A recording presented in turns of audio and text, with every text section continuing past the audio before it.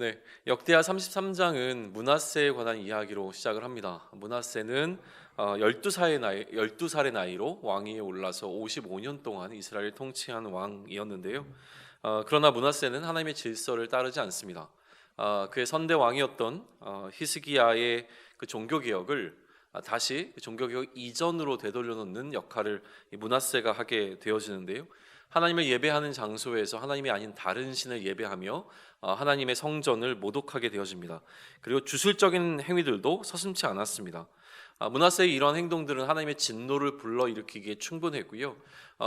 통치자의 이러한 어떤 변심의 모습들은 그를 따르고 있는 백성들, 다시 얘기하면 이스라엘 백성들이 하나님을 향해 보이게 되는 태도도 왜곡시켜 버리게 되어집니다.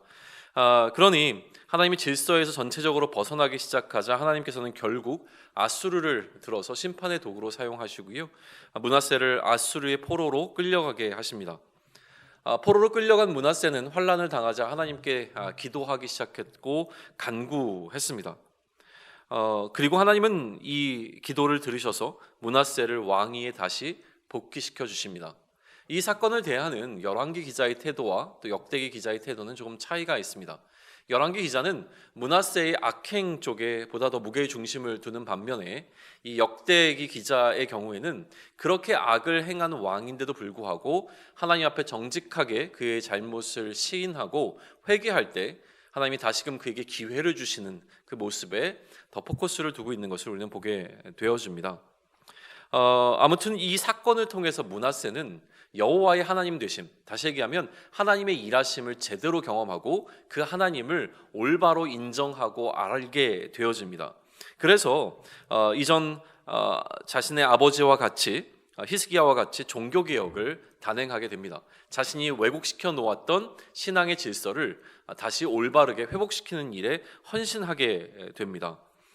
므낫세가 죽고 그의 아들 아몬이 20살의 왕위에 오르게 되어지는데요. 아몬은 단 2년 동안만 통치했지만 그 2년의 기간 동안 이 아몬은 오히려 므낫세가 남겨놓았던 우상에 제사를 드리고 또 므낫세보다 더욱더 악을 행하는 왕으로 평가받게 되어집니다. 그렇게 2년이 지나자 구테타 세력이 일어나 암몬을 죽이게 되어진 것이죠.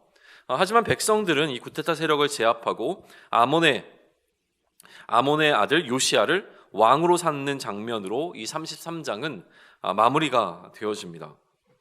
33장은 히스기야가 종교개혁을 단행했지만 그의 아들 므낫세에 대해 다시 어떻게 이스라엘이 하나님의 질서로부터 벗어나게 되었는가에 관한 부분을 우리에게 알려주죠.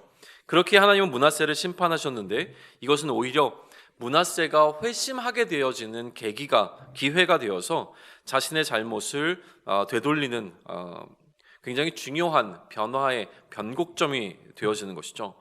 하지만 이 므낫세의 종교개혁에는 좀 부족한 부분이 있었습니다. 우상을 제거하고 또 우상을 위한 제단을 없앴지만 산당은 여전히 남아 있었고요, 그 우상도 여전히 존재하고 있었다라고 하는 사실입니다. 이것이 므낫세의 아들이었던 아몬이 다시 우상을 섬기게 되어지는 어떤 시발점 혹은 계기가 되었다라고 하는 것을 우리는 유추해 볼 수 있기 때문에 만약 므낫세의 종교개혁이 보다 더 철저했다면 어떠했을까라고 하는 좀 아쉬움을 갖게 되는 장면이기도 합니다. 므낫세의 의도인지는 알 수 없지만 므낫세의 개혁에는 이처럼 아주 작은 여지가 남아 있었던 것이죠. 산당이라고 하는 여지가 남아 있었습니다. 그리고 역대기 기자는 이 여지에 주목하고 있습니다. 우리도 신앙적 결단을 하지만 늘 여지를 조금 남겨놓는 경향이 있습니다. 이 여지는 지금 당장 우리의 신앙에 영향을 미치지 않을 수 있지만 그러나 언젠가는 우리의 신앙을 완전히 무너뜨릴 수 있는 위험의 소지가 있다는 사실을 우리는 기억할 필요가 있습니다. 그렇기에 지금 우리의 결단은 보다 더 단호할 필요가 있다는 것이죠. 한 해를 마무리하고 새로운 한 해를 준비하는 시기에 우리에게 단호한 결단함이 있기를 소망합니다. 이것을 통해서 우리에게 무너진 그 하나님의 질서가, 그리스도의 질서가 다시 회복되어지는 놀라운 은혜가 있기를 간구합니다.